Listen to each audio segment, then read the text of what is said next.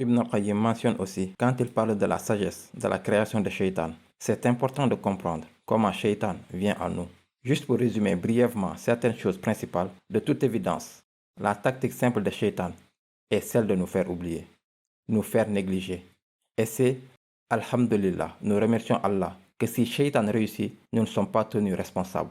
Si nous oublions quelque chose, alors les tactiques de Shaitan est qu'il nous fait oublier nos heures de prière. Nous ne réalisons pas qu'il est l'heure de prier. Nous ne réalisons pas, par exemple, nous pouvons parfois trop dormir, même si nous voulons nous lever. Shaitan pourrait nous aider à prolonger ce sommeil. On ne se réveille pas du tout. À chaque fois que cela arrive, c'est le Shaitan. Une seule fois dans la vie du prophète, alayhi salatu wassalam, et il a trop dormi à Fajr. C'est une sagesse d'Allah. Si Allah le voulait, il n'aurait jamais dormi trop longtemps. Et il a dormi à Fajr parce que c'était la bataille la veille et l'armée était fatiguée. Ils se sont couchés tard le soir. Il a posté Bilal pour les réveiller pour Fajr. Et Bilal s'est lui-même endormi. Et toute l'armée dormait à Fajr. Leur excuse d'ailleurs était la djihad la veille. Et leur excuse n'était pas de regarder un film la veille. C'était de faire la djihad. Alors s'il y avait une seule excuse, alors ça serait cette excuse. Le prophète sallallahu alayhi wa sallam s'est levé et a dit, c'est un endroit où il y a Shaitan, nous allons déménager ailleurs. Et il a blâmé Shaitan. Alors en quelque sorte, Shaitan les aide à persister dans ce sommeil ou les fait oublier.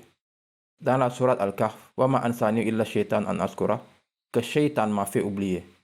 Alors cette tactique de Shaitan, même si c'est efficace, dans le sens où nous ne faisons pas la bonne action, nous ne serons pas tenus responsables. Et Allah subhanahu wa ta'ala passera dessus et pardonnera. Bien sûr, la tactique principale de Shaitan est le waswasa. Et c'est chuchoter. Waswas signifie chuchoter. Et c'est le waswas de Shaitan. C'est d'implanter dans nos cœurs une idée qui ne devrait pas être là. C'est une tactique très diabolique. Pensez à ça. Nos cœurs sont purs. Nous ne voulons pas désobéir à Allah. Nos cœurs ont été créés pour adorer Allah.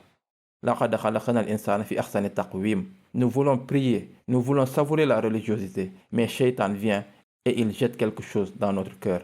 Et il nous fait penser à quelque chose dont nous ne pensons jamais faire. Et il continue à persister, à essayer de nous pousser à commettre un péché. Combien mauvais est cela? Nous ne voudrons même pas commettre le péché.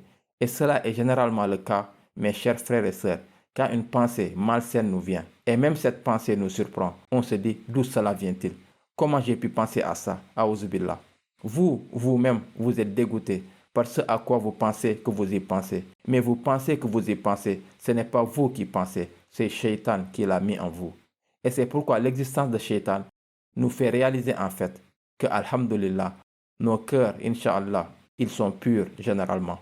Et alors nous blâmons Shaitan pour la majeure partie de notre mal. N'est-ce pas une sagesse de la part d'Allah? Quand Yusuf alayhi salam, ce qui s'est passé et il a été sauvé à la fin. Qu'est-ce qu'il a dit? Min ba'di an nazagha shaytanu bayni wa bayna ikhwati. C'était Shaitan qui a fait faire à mes frères ce qu'ils ont fait.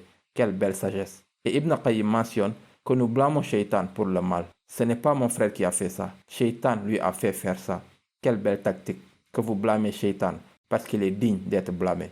Il est celui qui a fait ça. Alors votre colère n'est pas contre votre frère musulman. Votre colère n'est pas envers quelqu'un qui a fait quelque chose. C'est Shaitan qui leur a chuchoté, qui leur a fait waswasa. Et alors à cause de ça, vos cœurs peuvent être purs envers vos frères et sœurs musulmans. Et vous pourrez blâmer Shaitan. Non, Shaitan leur a fait dire ça. Shaitan les a fait glisser. Shaitan les a fait médire. Ils ne le feraient pas autrement. Et en fait, c'est le cas pour la plupart du temps. Et c'est pourquoi il est des plus grandes sagesses de l'existence de Shaitan que nous le blâmons pour le mal et non l'humanité.